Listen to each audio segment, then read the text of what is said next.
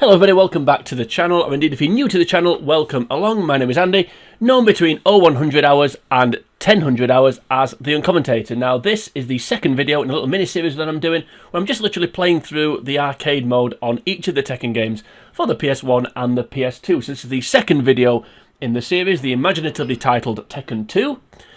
So I think that's pretty straightforward, no need for a long meandering introduction like there normally is. So let's get straight on with it by selecting the arcade mode.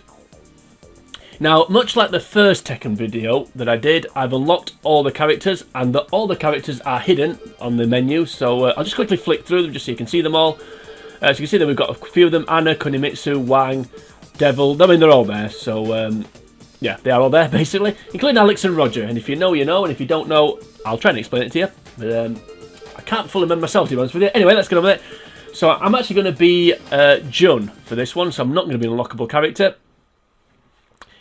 I'm going to be little old Jun. Round one. Fight. Now I'm going to apologise in advance, because I'm probably going to spam certain moves. One of them I'm going to call the Natsupoi kick, and if you don't know who Natsupoi is, don't worry about it. If you do know Natsupoi is, then great, you've got excellent taste. Now, one thing I did mention in the first video was about features that sort of come and go in Tekken games.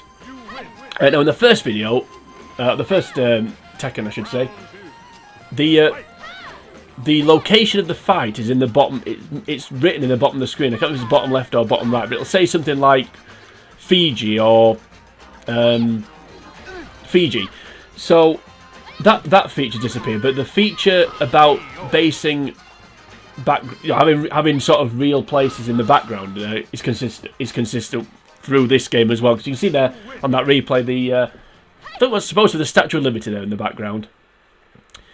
So yeah, so that theme continues, but the lack of an actual telling you where the location is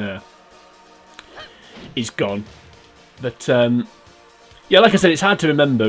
It's hard to remember when features come and go in games when you go back and play them all in old series games. Michelle didn't put up much resistance, which is good. Now, I said about spamming the Natsupoi kick. I haven't done it once yet, but I will mention it when I do, in case anyone doesn't know what I'm talking about.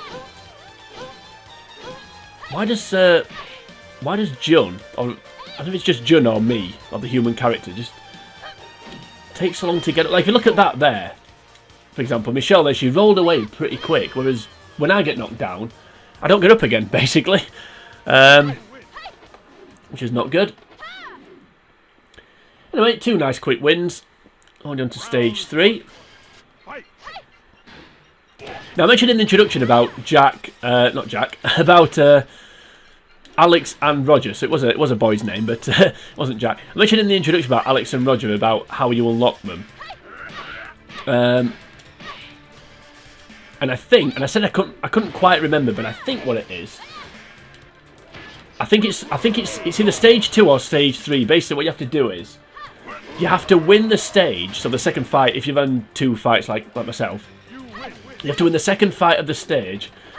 And you have to do it by only having a slither of health left. So you have to basically get down to a point where if you took another shot, you'd be knocked out. And if you do that, the announcer guy at the end of the fight will say "great." Now, if he says "great," you know that you've done it basically. And then after that, if you do that and you get the great noise on the next fight, that was annoying. On the next fight.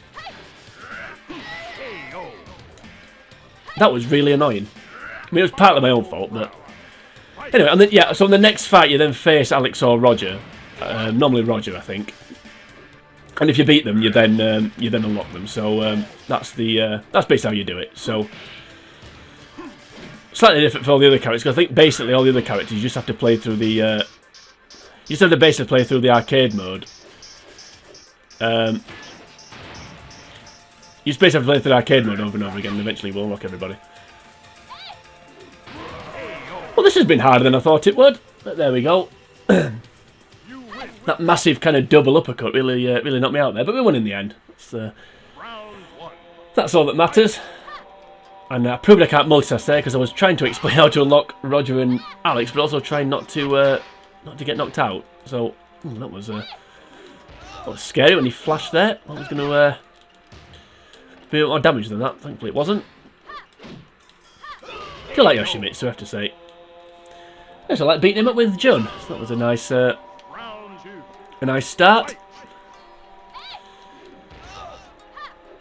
Yeah, I don't know if it's just me, but the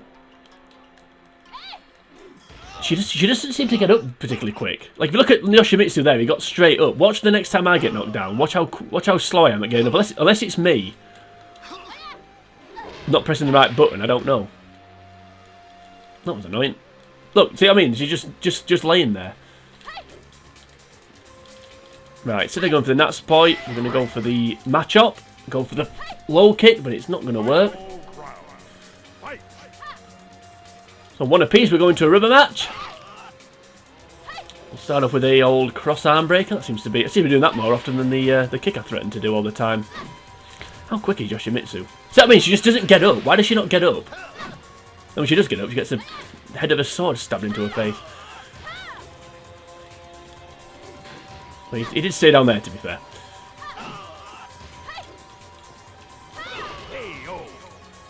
There we go. We'll win with an Natsupoi kick. Yeah, if you don't know what that is, basically on Natsupoi's entrance, she does this like sort of armless cartwheel. It's quite impressive, to be fair. And it looks like that kick. That's basically why I call it that. So, if anyone's wondering, now you know. Anywho, on to Lee. Number 5. So this hasn't gone quite as smoothly as I hoped it would. Certainly not as smoothly as the Ganryu run did in Tekken 1. But we are getting there. She's quite... I think she's quite weak. She doesn't... blows don't do a lot of damage. That's the problem. Oh, I'm just not very good. I think that could be another reason, but we'll pretend it's not. That's a nice spin kick, though, to take out Lee. I'm guessing it's supposed to be China. Sort of maybe Beijing or... I don't know. Beijing, Shanghai. Don't know. I'm guessing it's supposed to be that anyway. Also, I've had this game for probably well over 20 years. And I've never noticed the yin-yang on the ground. That's the first time I've noticed that. It's supposed to be sort of some kind of yin-yang helipad. I don't know. What I do know is that we've knocked out the policeman, which you should never do. Unless it's in this context, then it's okay. Round 1. Yeah, let's not talk about that. As we move into some kind of, looks like a church. No stained glass windows. And candles. To take on King. Now, who fights in a shirt and tie and braces and... yeah. And trousers. And slacks. Who fights in slacks? I don't know. James Bond, maybe. He's the only person I can think of that might sort of fight in this attire. Other film franchises are, of course, available. But very few that have gone on as long as that one has. Like 50 years or something like that, isn't it? He's not aged in that time, which is quite impressive. Anywho. What the hell was that? Okay, I've never ever...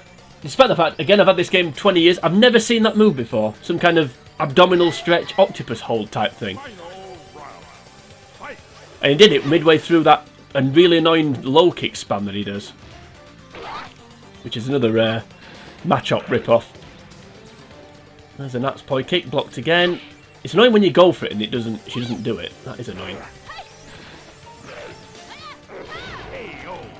There we go. It's not annoying though when you hit with both feet like that time. But let's watch it again. I was that impressed with that. There we are.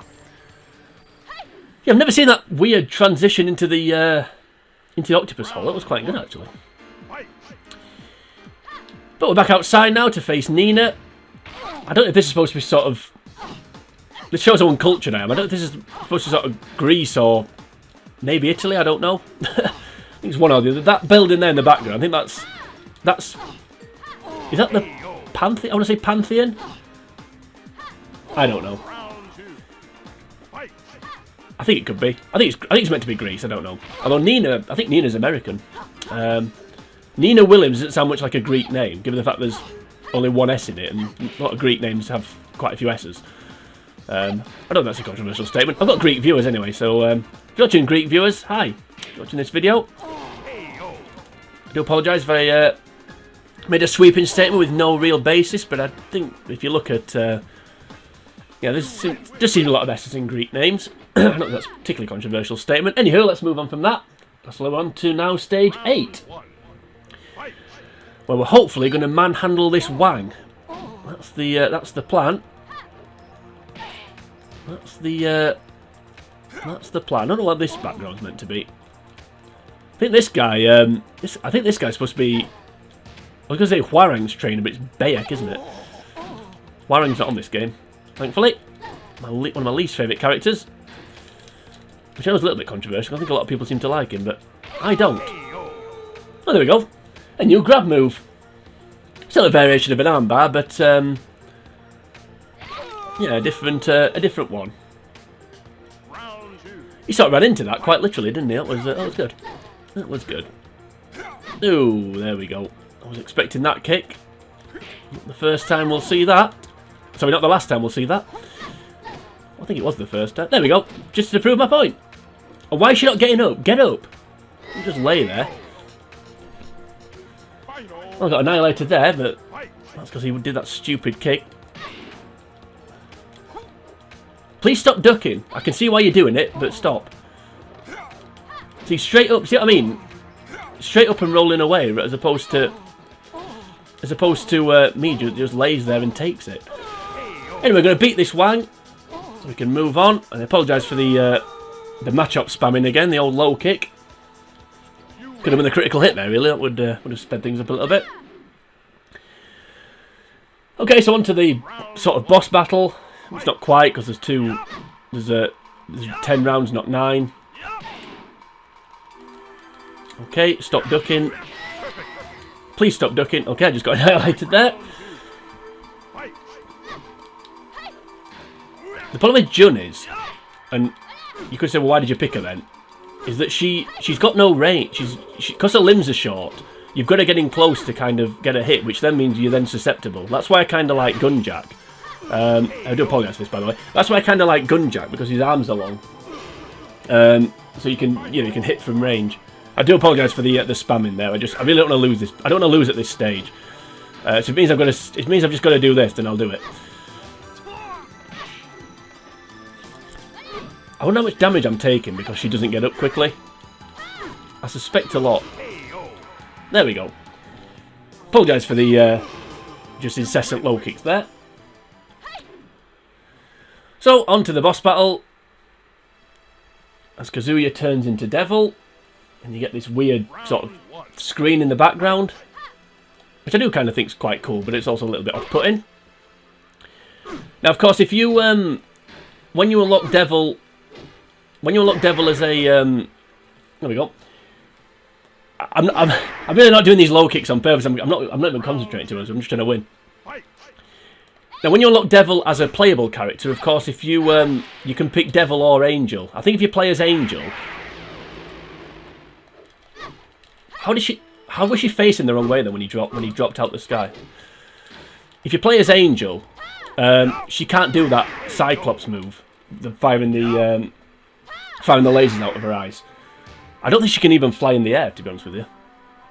So you are best off playing as Devil. But yeah, Devil and Angel, depending on what button you press, that's the character that you play as if you pick those on the playable characters. Anyway, I don't think that explanation made any sense whatsoever, but as a squirrel nibbles its nuts, we can close the video. I'll just watch this kind of nature-based thing, see what it is. I can't remember this, to be honest with you. Obviously, each character's got a closing video when you finish the playthrough. It may just be the characters that you start with, the lookables may not. Anyway, that was Tekken 2, so it was a little bit repetitive, so I do apologise for that. I didn't do the Natspoi kick as much as I thought I would, but we did a lot of arm bars and a lot of match-up moves. And we're now at 1 with nature, which I think is a good time to close the video. So if you did enjoy this video for some reason, then please, you can also you can like and share the video. You can also leave a comment in the video should you choose to do that. If you head on over to the channel, The Uncommentator, you'll find the rest of the videos in this playlist when they eventually appear on YouTube. You'll also be able to watch a plethora of other games, all of which end with a much better outro than this one is. But join me next time. We're going to be moving on to Tekken 3, so no surprises there. But as we get to that point, for now from me, it is sayonara.